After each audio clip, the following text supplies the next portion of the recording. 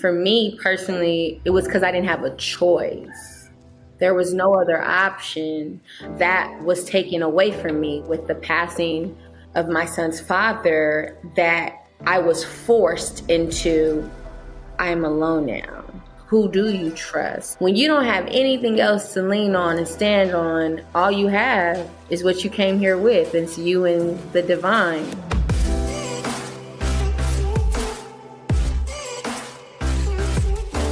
Hey everyone, welcome back to On Purpose, the #1 health podcast in the world. Thanks to each and every single one of you who come back every week to listen, learn, and grow. Now, I love these episodes when I get to sit down with dear friends, people that I've spent deep, quality, heartfelt time with, and I get the opportunity to share them with you because they have such a wealth of insight, such a wealth of wisdom, such a wealth of life experience. But I have to move into my interviewer mode and make sure that you know about how epic they are as well behind the scenes. I mean, they are doing a lot more than being my friend. So today's guest is none other than Lauren London, an LA native. Her career skyrocketed after starring in the film ATL. And Miss London's career in the years since ATL includes a number of feature films and television series, including This Christmas, Next Day Air, Tyler Perry's Madea, Big Happy Family, I Love You, Beth Cooper, Baggage Claim, The Perfect Match, as well as television series HBO's Entourage, 90210, Single Ladies, and The Game. In 2019, she appeared in the BET series Games People Play, which is currently in production on season 2. Season 1 centered around London's character Vanessa King. And then this was a movie that I just saw recently. In the spring of 2021, Tom Clancy's Without Remorse, starring Michael B. Jordan, was released with Lauren starring as Pam Kelly. There are so many more amazing things that Lauren's working on behind the scenes, so many other incredible things that are in production, a Netflix miniseries, True Story, alongside Kevin Hart and Wesley Snipes. And she's producing much more further projects as well.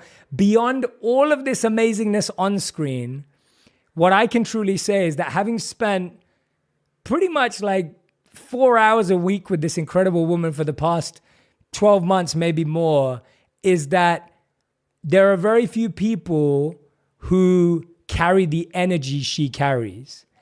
And in any room Lauren walks into, she lights it up with love, with grace, with this beautiful presence. And my wife and I are not only huge fans of her work on screen, we believe she's one of the most hilarious people off screen. We love you, Lauren. Thank you so much for doing the On Purpose podcast. And it is so great to have you on the show. Thanks for being here, Lauren. Oh, thank you, Jay. Man, the introduction was like A++. You made me excited about myself. I'm like, I guess I've been working for a while. You've done so much in your career, and I always feel blessed when I get to see people on screen and off screen, because I think we're all humans that have real lives and real experiences. But I mean, everything in that intro was true. So congratulations to you. I mean, it's all your hard work and all your achievements. I hope we get a special appearance from Cross or Cam today in the shot. One can only hope. I'm sure I want a snack very soon. But Lauren, I want to start with just diving straight in. You have experienced so much in your career, so many amazing life-changing moments. But at the same time, in your personal life, you've been given so many surprises and pivots and changes and challenges. And I want to hear about your journey as to how you found grace, spiritual connection, and how you've been guided by that through some of the most difficult things that anyone in the world would ever have to experience. My spiritual journey, it had so many transformations. So I had a very traumatic childhood, you could say, with just a lot of abuse and, neglect, and not at the hands of my mother, though. Let me clear that up. And so I was very, very connected to God at a really early age. I just remember hearing God very, very, very clear. And then, as I grew up, I lost a bit of my connection to God. and then got reintroduced to God in another way in my early adulthood. And then really when Nip passed, I felt like that was when I had to really, really get to know God personally, not in theory, not an idea, not, only when things are good to pray and devote. It made me feel like I wanted to really understand our purpose here on earth, why we were here, what are we to do here. I didn't want to live a life in vain. I wanted to be on purpose. And so it was this like this thirst for the truth. I think when tragedy happens, you can either just survive or survive and thrive. And I really made the choice to survive and thrive. And I feel like I can only do that through the grace of God and just being a servant of God. That's beautiful, Lauren. Thank you for sharing that. Let's go back to that early childhood that you were mentioning. What was like a pivotal moment in your childhood that you believe has defined who you are and how you show up? What was a moment that happened in those early years that you think taught you something so powerful that shaped who you are today? Well, I think when my parents were really young and they really tried the best, with what they had and just the tools they had in their toolbox. And so I learned very early about betrayal and how being alone, because I was the only child and there was a lot of violence around me and towards me, how I could only depend on God. And I learned that very early on, that the humans and the adults in my life might not have been the best protectors, but that I was okay because I had faith in God. And that depending on God and leaning on God and trusting that I would be okay really carried me through my young childhood and my adulthood. And just, clearly no one's perfect and our parents are humans. I think that was a really hard lesson for me to learn, that my parents were just humans. I think you've raised such an interesting point there, because when I think about what you're saying, I think it's so natural as a young person to look for role models, to look for protectors, to look for shelter, to look for another human to be under their wing. And when you're young and that breaks, you kind of keep looking sometimes in the wrong places too. And I know I did that in my own life, where when I couldn't find it from what seemed like the natural, traditional places of shelter, I started to find it in the wrong areas. Did you ever feel that you went down that path when you were younger, where you were taking shelter of things that now you wouldn't want your kids to do, but you kind of had no choice before you got to that God place? It's almost like before that. Tell us a bit about that journey of like looking for shelter in humans. I looked at everything outside of. There was also a moment where I just, my faith dwindled because life happened. And I was like, well, why would this happen? Clearly, there's no power to be. Life is just crumbling around me. I was just looking outside of myself for validation. I didn't have a really good, strong sense of self-worth. And so, kids, I think children internalize everything when they're really young. And then around adolescent, people always think adolescents are so troubled. But that's when you start to express everything you've internalized, that age. And so around like 14, 15, I started to express everything I had internalized. And, I started to drink and smoke and skip school or not go to school, completely not go to school at all. And I got kicked out of high school. And I went from like an honors student, which is like, very magnet and all these AP classes, to never going back to school because my anger was starting to come out from everything I had went through. And and then I had a dream around like 19 of just years of acting out that I died. And I was like, this is so crazy. No, I'm not sick. No one knows. I'm like walking out of my mom's house and this figure was there, and the figure was like, kind of explaining to me that I was leaving Earth. It was such an eerie dream. And I was like, where's Jesus? And the figure was like, he's not here for you. And I woke up immediately. It was Sunday morning, and I literally drove myself to church, and my life changed after that. Wow. I mean, those kind of dreams, do you have dreams like that often, or was that like a one-off? And was that like at that time, had you had other dreams around that time that were different to that? No, I used to have like very dreams that were kind of like premonitions when I was younger. Of like areas and places that I would eventually see when I was older. But nothing like that. That was very specific, I think, to my need of transformation. I really like the theme, Lauren, that you've kind of touched on in your own life and in your past, because I think you're spot on that when we're young and even when we get older, we're constantly looking for a protector and shelter.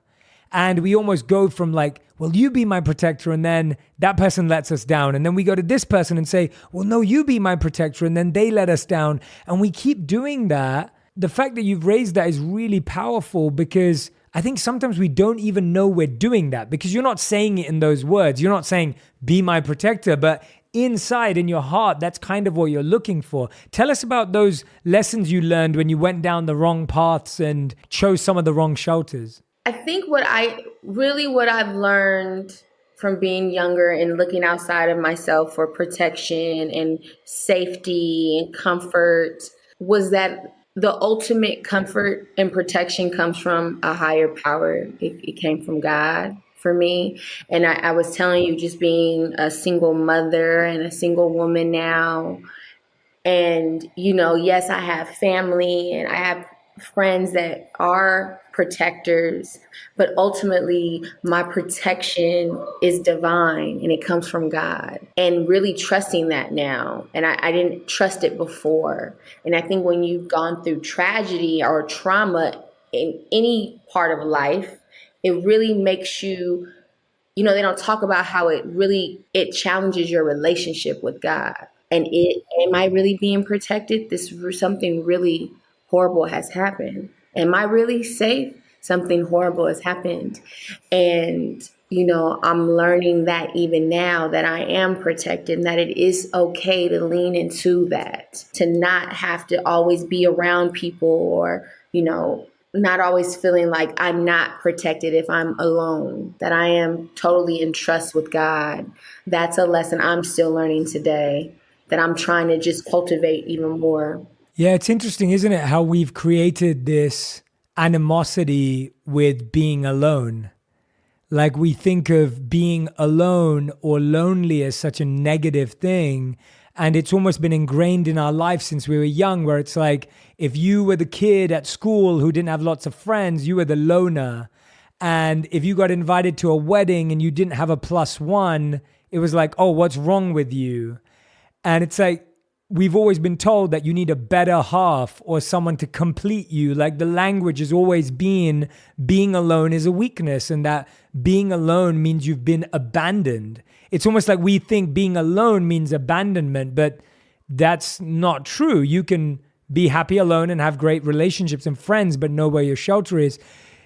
I want to hear about how long it takes you and what you have to go through to gain that trust that there's something beyond. Because now when you're looking back, it obviously makes sense. But if you remember being in that position, the last thing you want to do is trust that there's something greater or deeper or more powerful, because you're like, well, I don't even have that trust in myself, and we keep transferring our trust to humans. And so I just want to hear about some of the pain that comes with that, or some of the challenges that come with that, or some of that journey before you were able to be, when I see you now, and obviously we know each other, and I see you be so confident in that space, I kind of want to hear where that confidence came from. For me personally, I think it's really based on the individual and someone's individual journey. For me personally, it was because I didn't have a choice. There was no other option that was taken away from me, where I was in a house.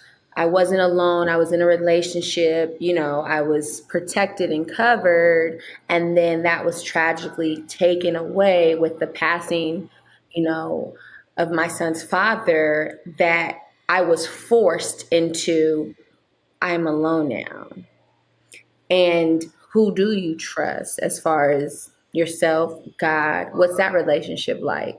When you don't have anything else to lean on and stand on, all you have is what you came here with. It's you and the divine.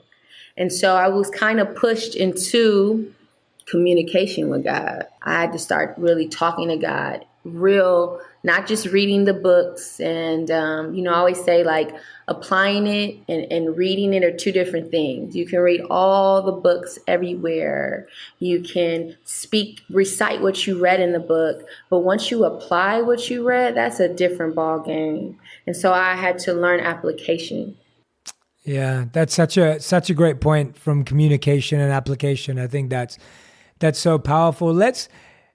I've loved watching you be a mom. I've only ever known you in this phase of your life. Like I haven't known you before. And you have two incredible sons who are just so fun to be with. Cam is like the ultimate gentleman, and this very like almost regal person who's just like so well spoken, so gentle, so smart and intellectual as well.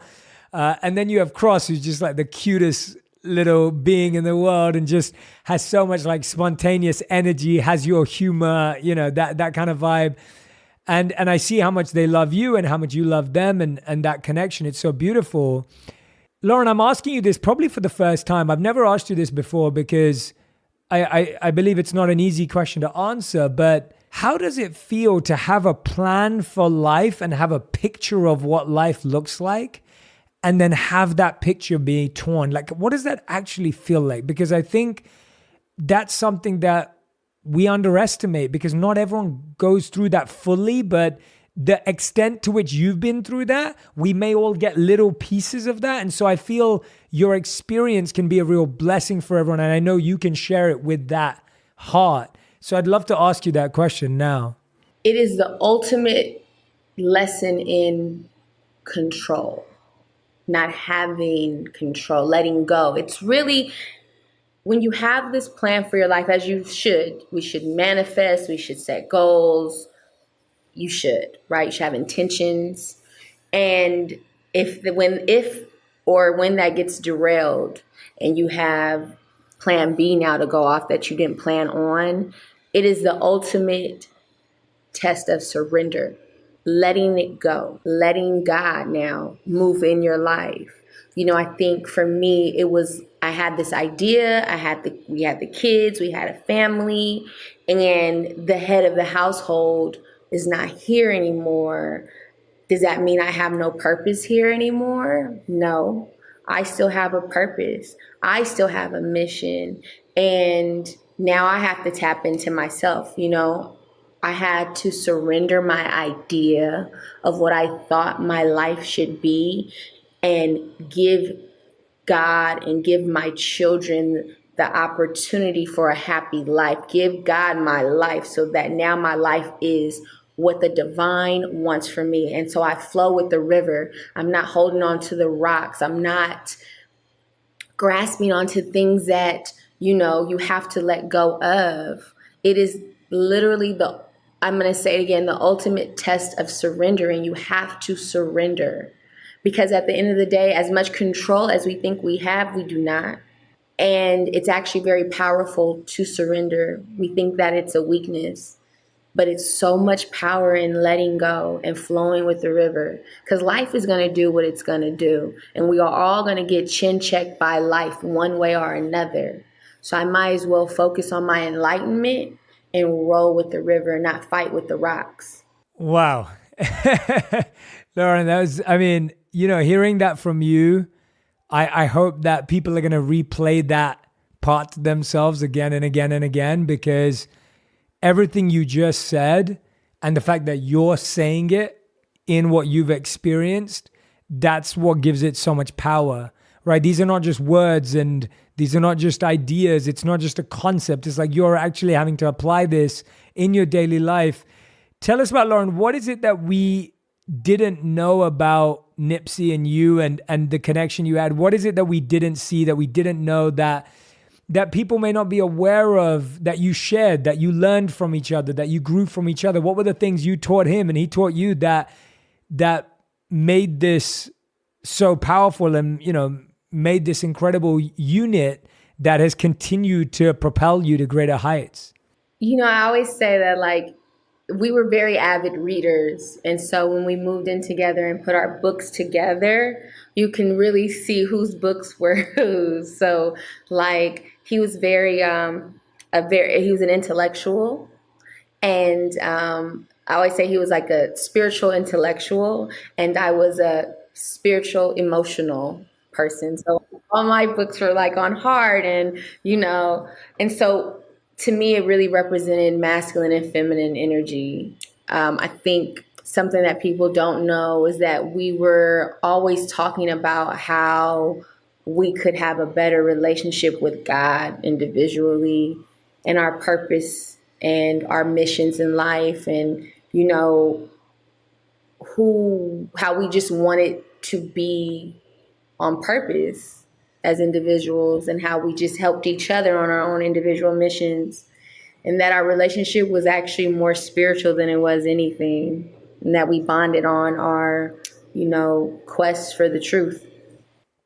What I love about hearing that is that anyone who is in a relationship right now or wants to be in a relationship who's listening to us, that feels like such a great North Star. Like, that feels like such a beautiful point to connect. And it sounds so normal for you because that's what you both were, like you just described, but that's not very normal, as we both know. Like, that's not what relationships are based on. Like, that's not why we come together. It's not what we think about. It's not really what we put in the center, but that center feels so strong. Sorry, were you about to say something, Lauren? I didn't want to cut you off.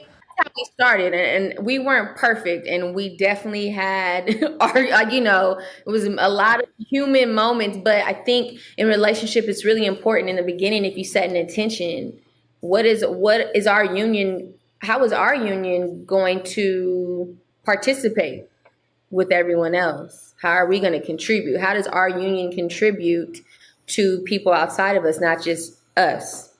Not just between, oh, you love me, you give me pleasure. It has to be deeper than that, or it kind of fades away. So I think we were very intentional on, like, how us together, how does that contribute to our community? Yeah. And I think that community part is also, again, such a powerful point, that it doesn't just stop at your quest for the truth. It's what you both do in service to your community. And that's a space that you continue to be active in. You were both active in. Like, that's such a big priority for you. And I think that that's another great relationship connection that you've spoken about there. There is, like, if your relationship is based around the quest for the truth, not just pleasure, but then your relationship is based around community service and giving back, these are the things that really bring you close to someone that you deeply love and you share together. You spoke a bit about the masculine and feminine energy there, and I loved how you described yourself as the spiritual emotional and him as the spiritual intellectual. That's a really cool way of looking at it. When you tell us a bit about what you've learned about the masculine and feminine energy that has helped you, that you think our listeners may find an introduction if they're not as aware of those ideas. What are some of the things that you've taken away that you think have really helped you? Just being aware that we are all masculine and feminine energy. You think it's just one way or the other, but that we're all intertwined and we have that in us. I sometimes operate out of my masculine more than my feminine, especially just, I think I do more than anything. And starting to open myself up to my feminine energy more and more. I've learned that, I think that's my biggest takeaway really from that, is that it is all in all of us. It's not one or the other, and that it is so okay to nurture both sides at the same time, or one side you might nurture more than the other, and that's okay. I just, it's like the best of both worlds. Yeah, no, I agree with that. And knowing which one to use when, and knowing which one to nourish is such an important decision. And whereas if you just base it on gender and you say, well, I'm only feminine or masculine, whatever it may be, you almost miss out on recognizing that there are powers in both that are accessible to all of us all the time. I know for a fact, I remember meeting someone a few years ago, and I don't know if I ever told you this, but I met someone a few years ago, and I don't really connect with him that much anymore either. But he said to me, he goes, Jay, you are like completely balanced in your masculine and feminine. And I was like, when I first heard that, it was a while ago, I was like, I don't know whether to take that as a compliment or as a diss. And so, compliment. No, I learned that afterwards, it's like my masculine ego got in the way of like, what are you trying to say? Is creativity and intuition, and us spiritual beings, we just, you want to be tapped into that intuition and that create. I'm glad you raised that, actually, that, feminine energy, often we don't understand the depth of it, but creativity, intuition, connection, synergy, like all of this comes from that. And so that's a really great reminder. I heard you, Lauren, in an interview, you mentioned that you almost made a decision to not go back to acting anymore. Yeah. And I wanted to know more about that, because obviously you have gone back and you have moved forward, but there was a point where obviously that required an act of bravery. Can you tell us what was it that was stopping you, and then what helped you move back in? What was stopping me was that, life changed. And so my perspective on life changed. And, my field, the audition process and the rejection and the politics of, what came with what I do did not align with what I was seeking anymore. I didn't want to have to politic. I didn't want to have to, do things I felt weren't in alignment with my truth. And I just wanted to be myself fully. If I could participate in a project wholly, I would do it. But if I could not, I didn't want to be fake and not give of myself in a real way. And so I was like, I don't really want to run that race anymore. And so a project of Without Remorse came. And I was like, I'm not sure. I don't want to do this little, what felt like a hamster wheel for me. I didn't like the idea of competition and going against. I didn't like that. And so I was like, I don't know if I want to do that anymore. And so Michael was like, look, just read the script.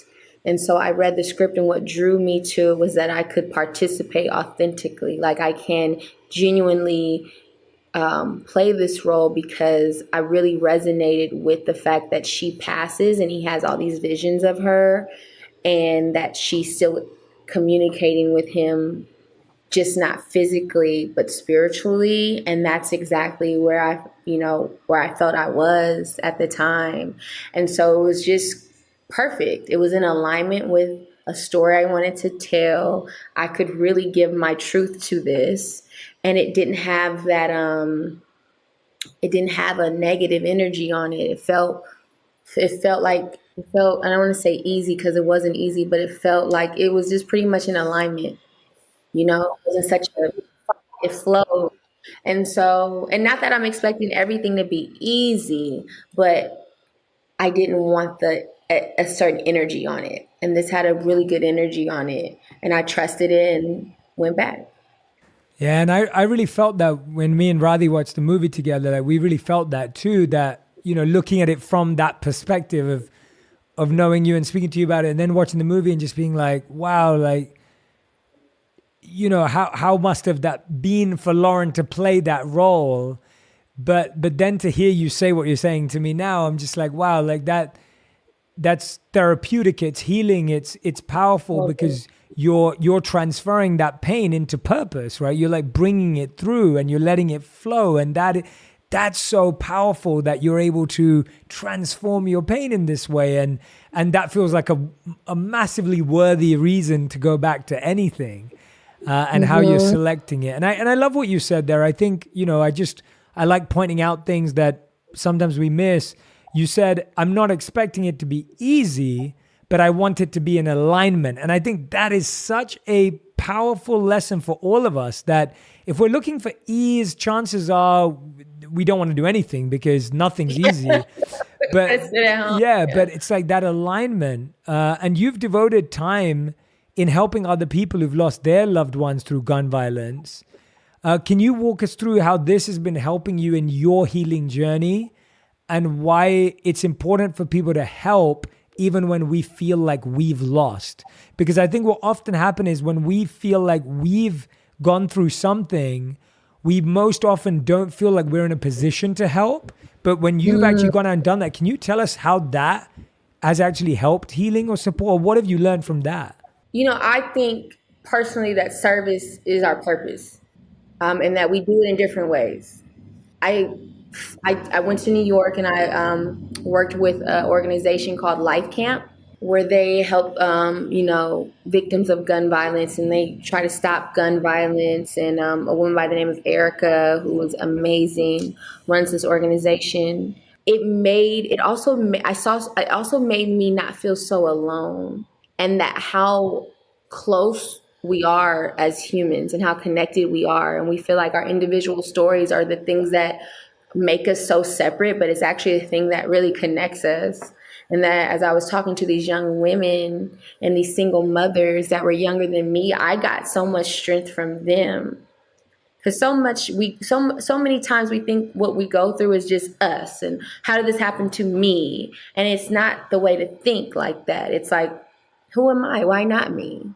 Why is this not happening to me? It's happening all around the world. How can I be of service? How can my story help someone else through their story? So many times I read a book or listen to someone's testimony and they have no idea how encouraging that is for me at that time. And so I just want I don't want to have my pain in vain. I would like to give my pain some purpose and transmute the pain into purpose. And if I could help or encourage or motivate or pull through, I will sign up for that every day, all the time. That's beautiful. I'm so glad you shared that, because again, it just comes back to the same thing, that we don't want people.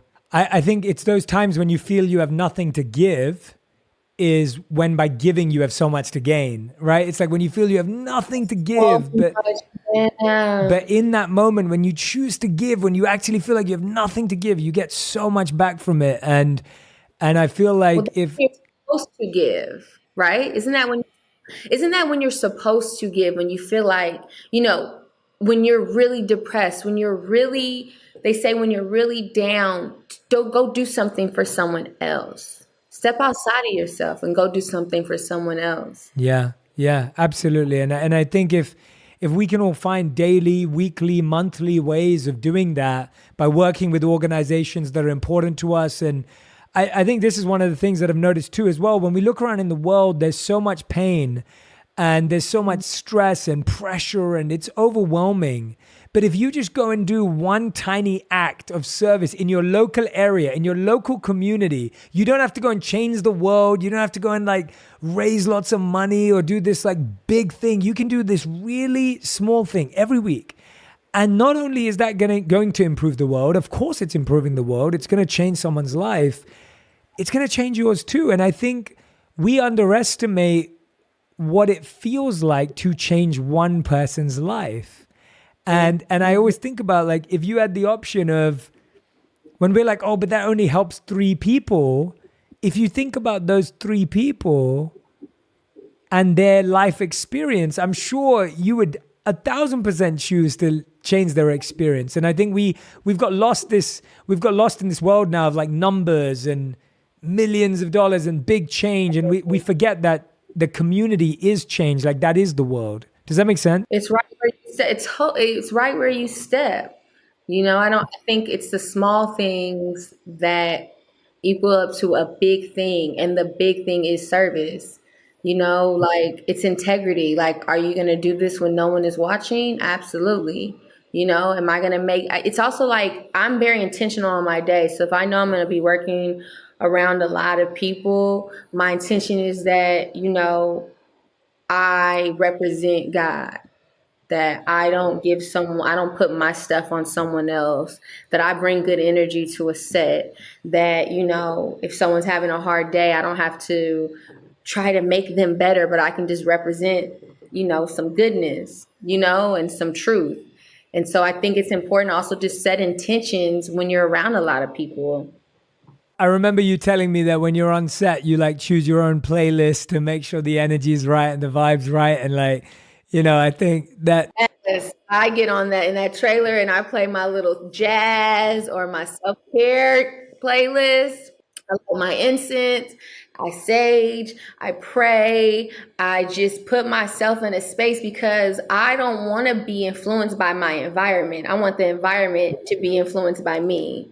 Absolutely. Well said. Well said. Lauren, I want to hear about, we spoke about this earlier briefly, but I want to dive into it. Being a mother, and we spoke about Cam and Cross, who I've enjoyed spending the time that I have with them.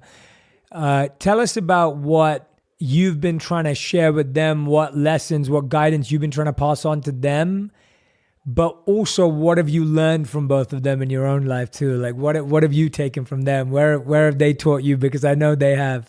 I think I've learned from them more than they'll ever be able to learn from me. They're really resilient, and they love me regardless of what I see in myself sometimes or when I'm down. Cameron's heart, he has a really big heart. And when I was his age, I closed my heart up because there was a lot of trauma around me. And I used to think that vulnerability was weakness. And I realized how easy it is for him to be vulnerable and how easy it is for him to share his heart and his feelings and how strong and brave that is. And so a lot of times I'll be in a situation and I will even say, like, what would Cam do? Because his intention is so pure and heartfelt, and his compassion, and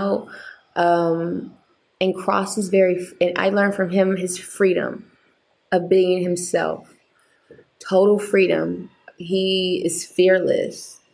He's like, I got this. If I don't got it right now, I'm going to get it. I didn't have siblings growing up, so watching siblings, that love is like, I hope if I ever come back that I get to have a sibling that I grew up in the house with, because it's beautiful. It's like they're a part of each other in a way. And I personally like to instill in my kids integrity, honor, honesty. You get in big trouble for lying in this household. And acceptance of yourself fully. I've been really big on Cam had a test today he was really nervous about. And I'm like, look, if you don't ace the test, you don't ace the test. Did you try your best? Yes. Did we study? Yes.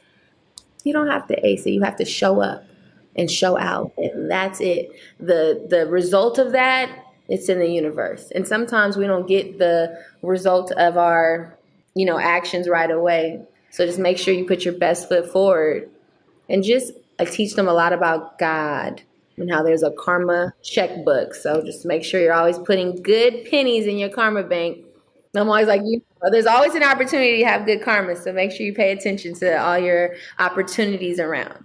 I love what you mentioned there. One thing around the idea of you don't always get the reward for the hard work and that activity in that moment. And I think that is such a powerful thing to teach a young person, because we always think, like, for example, I studied for this test, but I didn't get the results. So that study was useless.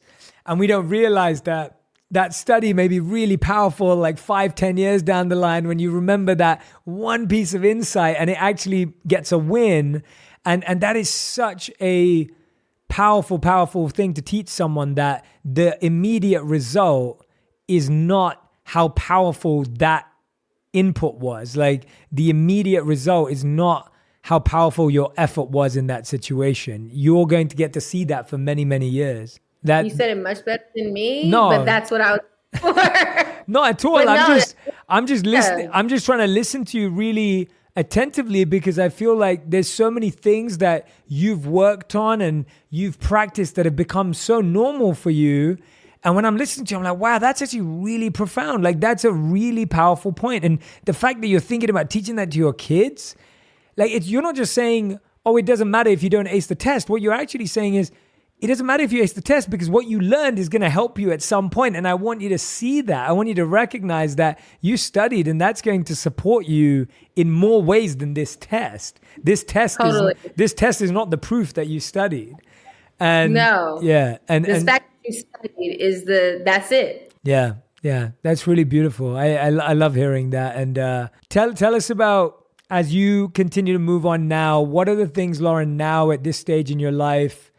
You know, you've done so much service, you've worked for the community, you're embedded, you're supporting others, people are supporting you. What are the things that excite you now? Like where are you now? What brings joy to Lauren now? I really like creating content that I feel is inspirational or motivation. That really excites me. I've been working on a couple lines with Puma with clothes and just the intention behind that. Like I don't want to just put out the clothes. What is it? What are the clothes saying? How are the clothes going to make someone feel? What intention are we putting behind the clothes? And honestly, really simple things like Sundays. I love doing, devotional service on Sundays and learning more about God and applying that, but also just like chilling and watching TV with my kids. Like I used to think it was these massive things that brought me joy. And so I would always seek those really big things. And really, it's like a really comfortable room with the kids and they're listening to them laugh or listening to them play together and clean socks and fresh sheets, like those things bring me big joy. And hanging with friends and listening to music, just those things, and creating things that come from my heart.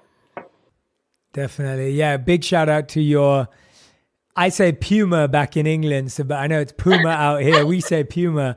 But Really? yeah, every time I say Puma, I just feel I'm like, wow, like it's so for my mind, it's crazy. But yeah, we call it Puma back in England, but Puma, yeah, the Forever Stronger line.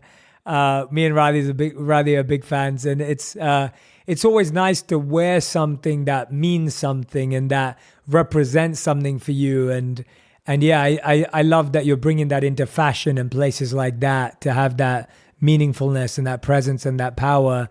And, one thing I remember we spoke about, which I really appreciate from you, and you even mentioned it today where you're like, I wanted to let go of that competition in the industry and that comparison. Walk us through how you've worked through that, because this isn't something that only you experience. It's actually what's been created by most industries where people are put against each other. People are made to compete for things. You're made to believe there's only one spot. There's only one thing. And if you get it, then you're losing and you're winning. How have you worked through that personally? How have you been trying to apply the wisdom around that area of your life around comparison and competition that I think we all struggle with? Yeah, I remember hearing something Reverend Michael said about being in the spirit of celebration. So when something really good happens to someone else, celebrate it. Because when you're in that spirit of celebration, you're just giving out messages to the universe that you like to celebrate. So then the universe gives you things to celebrate. So I celebrate everyone's wins. I've never really been an envious. I never really carry that energy even young. So that's why it always feels funny when it's around me. So like I celebrate everyone's wins because I know that's mine too. It's just the energy of celebration and genuinely knowing that there's enough to go around, that we live in an abundant universe. So just because someone is eating doesn't mean that I don't have food on the way. Doesn't mean I can't eat either. It's just that there's an abundance of it all. So I just celebrate everyone's, wins, and, congratulate and send really good energy out to, especially, women and Black women like myself that are doing this. Is not easy. I just am I love women. So I'm like a woman, like I love women winning. And I just sit in the spirit of abundance and celebration. Yeah, I think when we start realizing that actually when people in our space win, the space wins.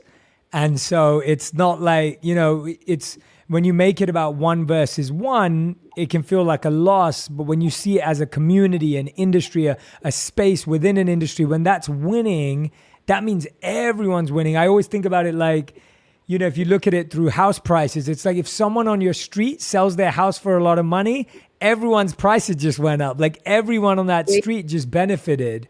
But you can look at that and be like, oh, but they just made loads of money, and so no one's going to buy my house. But it's like, actually, that's not true. The whole value of the whole street just increased, right? In that competition, mind frame, you're just blocking all the beautiful things God has for you. If I'm, that's why you're supposed to celebrate people when they've succeeded at something or accomplished something, because you just open your world for more to celebrate. So I'm not into blocking my blessings. I like all my blessings. So I love everyone's blessings. Absolutely. I love that. Lauren, we end every On Purpose episode with a final 5. So these questions have to be answered with one word or one sentence maximum. So you can have one sentence. Let's do Lauren London. These are your final 5. Question number 1. What is the best advice you've ever received? What you give out to the world, you keep. Oh, I like that. That's good. We've never had that. I like that. That's good advice. What is the worst advice you've ever received, or the worst thing anyone's ever said to you? Someone making someone like your possession, like you have to keep them, or don't do this or you're going to lose them. That's really bad advice. Yes, good advice on the bad advice. All right, question number 3. How would you define your current purpose in life? Transmuting pain into purpose.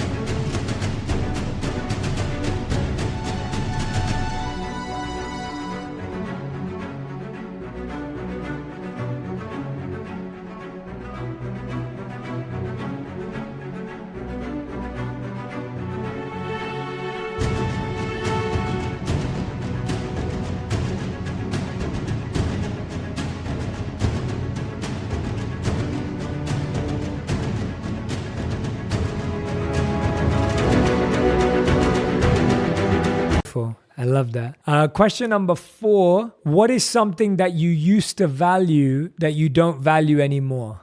Clothes. I love that. That's such a great answer. I love it. I don't really do designer clothes and stuff. Appreciate them, but I don't.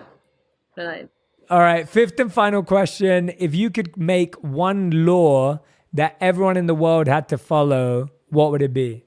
I feel like there will be stricter punishment and harsher punishment on child abusers.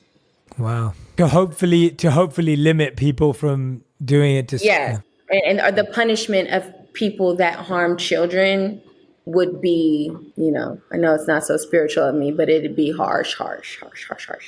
Yeah. Thank you, Lauren. Lauren, is there anything that I haven't asked you, but it's in your heart, on your mind, and your soul that you want to share with our On Purpose community today? You've been so generous and kind with your time. Me and Radhi adore you. This has been such a powerful conversation. Is there anything that's on your heart or mind or soul that you want to share that I haven't asked you? I feel like you've asked me really good questions and really in-depth questions. I just, I'm just honored that anyone would want to listen to me for real. So I'm just grateful to be here. Lauren, we love you. Everyone who's been listening or watching, make sure that you tag Lauren and I on Instagram, on Twitter, wherever you're using social media, because I love seeing and I love my guests to see what resonated with you, what connected with you. I love bringing you into the conversation so that we can notice what really left a mark on you and impacted you. So make sure you tag us both on Instagram and Twitter. Lauren, I want to thank you from the bottom of my heart for your time. I can't wait to see you again in this new year. Give Cam Cross a big hug from me. And we look forward to seeing you very soon. Thank you so much. Oh, thank you. Please give my hug to Roddy. I will. Thanks, Lauren. For having me. Bye, guys. Bye, everyone. If you want even more videos just like this one, make sure you subscribe and click on the boxes over here. I'm also excited to let you know that you can now get my book, Think Like a Monk, from thinklikeamonkbook.com. Check below in the description to make sure you order today.